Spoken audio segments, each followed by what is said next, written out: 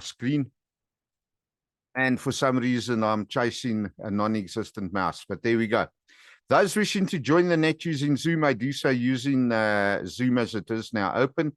And if you don't have the Zoom link, please feel free to contact me on WhatsApp 082-859-2684, and I'll send you the link with the greatest of pleasure.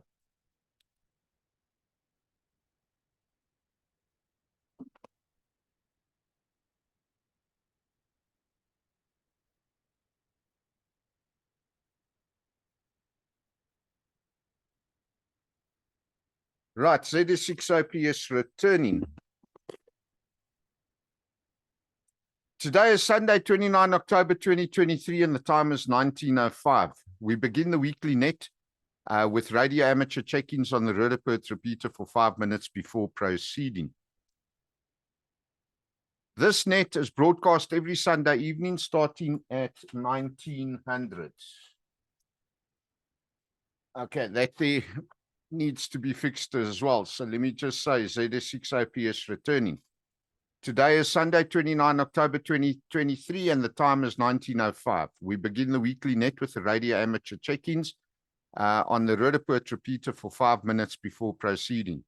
This net is broadcast every Sunday evening starting at 1900 and is a broadcast for the benefit of radio amateurs, disaster relief cert volunteers, and members of the general public. Everyone is welcome to participate using either amateur radio, Zoom, or both. I'd like to remind all the radio amateurs who have not checked in that you do not need to be a member of any group or club to check in or to use the repeater or any of the amateur radio bands. All that is required from you is that you have a valid amateur radio license issued by ICASA, which automatically grants you the right to use any of the amateur radio bands at any time. There is no need to ask for or be granted permission from anyone to use the repeaters or the amateur radio bands. I'd also like to encourage all the amateurs, all the listeners and participants to share the weekly net Zoom link with everybody they know throughout South Africa. Doing so will help us grow the weekly net and will contribute to disseminating information as far and wide as possible. Okay, now it's time to unpack the COVID-19 figures. And as I've said, it's only the World Health Organization that's tracking the figures at the moment. So globally, 771,549,718 cases have been reported by the World Health Organization as at the 25th of October. This is compared to the 771,407,000, and therefore equates to an increase in this week of 141,893, which is almost half of the previous week's increase of 216,000. The global death toll now stands at 974,473. I thought of changing my name there for a minute. Compared to the last week's total of 6,972,152. This week, again, the increase is a lot lower than it was on the previous week. 2,321 cases compared to 11,000 previously. Okay, moving on to Mpox. No, can't move on to Mpox. There are no updates. Yep, yet again, another week down. Last update was 19th of October at 91,217. No change in this statistic at all. And the same applies to measles. NICD not reporting on measles at all this week yet again. And the last update we had on measles was as at the 9th of October. They're so far behind, measles doesn't even appear on their front page anymore. So moving on, we're going to go and have a look at some of the World Health news. If I can again find my mouse, there we go. And we will concentrate our focus on the humanitarian catastrophe that is playing out in the Middle East following the attack on Israel by Hamas, which of course was carried out on the 7th of October 2023. As a result of that attack, Israel officially declared war on Hamas, and we'll report from the World Health News website, the World Health Organization news website this week for the latest news. And this week we're looking at the headlines: civilians, patients, and health workers in Gaza spend the night in darkness and fear. And this, of course, is published on the World Health Organization's news website, www.who.int/news. So, article published yesterday, 22nd of October 2023, I quote, "During a night of intense bombardment and ground incursion in Gaza, with the reports of hostilities still continuing, health workers, patients, and civilians have been subject to a total communication and electrical blackout." Wow, sounds like South Africa. No, that's not quoted. That's my comment. So to continue quoting, the WHO reiterates its calls for an immediate humanitarian ceasefire and reminds all parties to the conflict to take all precaution to protect civilians and civilian infrastructure. This includes health workers, patients, health facilities, and ambulances, and civilians who are sheltering in these facilities.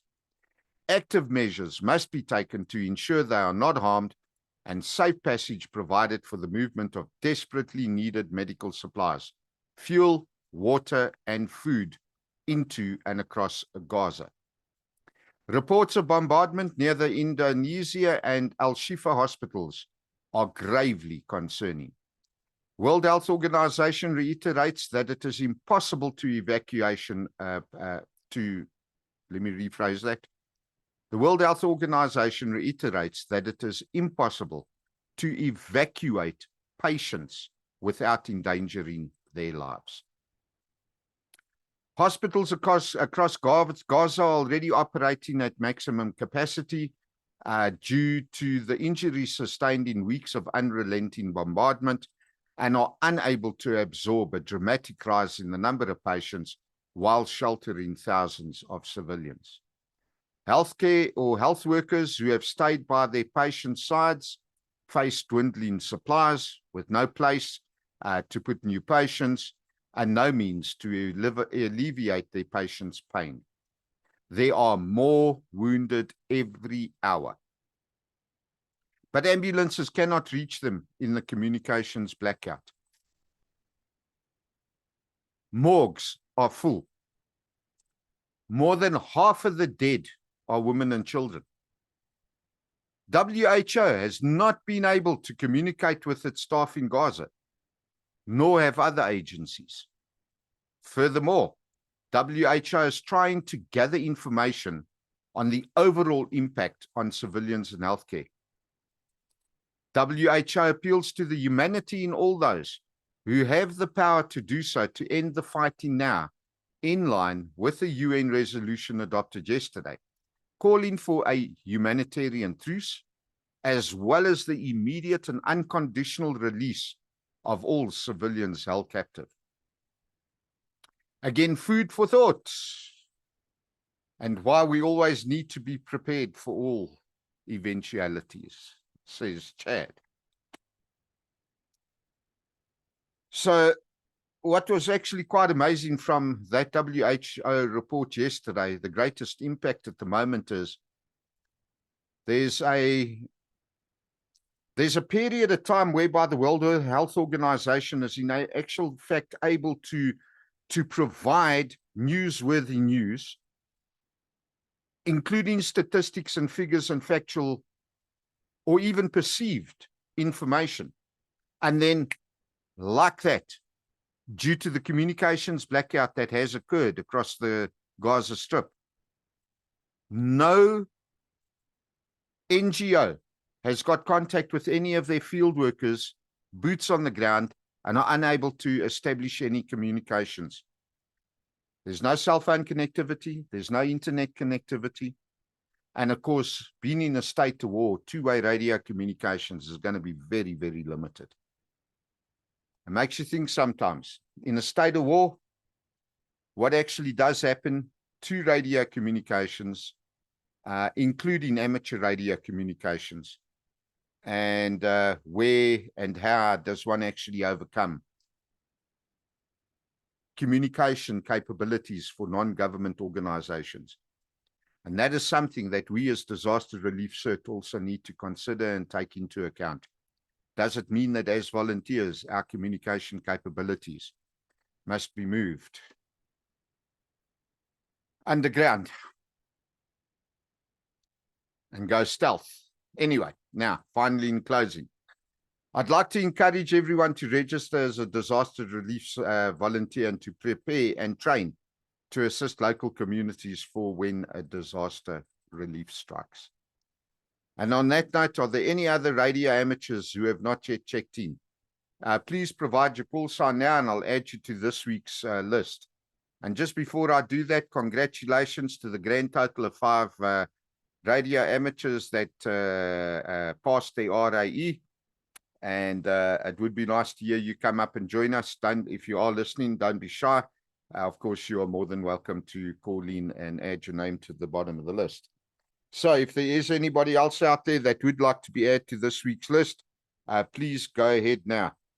This is ZS6OPS standing by for your call sign. Only five candidates passed the whole exam.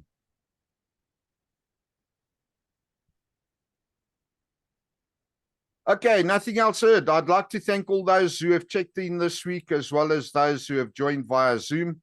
And as the COVID-19 pandemic is still ongoing and still infecting thousands weekly, please remember to physically distance yourself and to wear a mask to protect others, especially the elderly, who could lose their lives if infected with COVID-19. Remember that it's always best to sanitize and wash your hands on a regular basis in any event. Doing so will assist in stopping the spread of other respiratory diseases as well. So for the week moving forward, be safe, be prepared, and of course, be happy. This is ZS6OPS now releasing the report repeater for general use. Cheers all.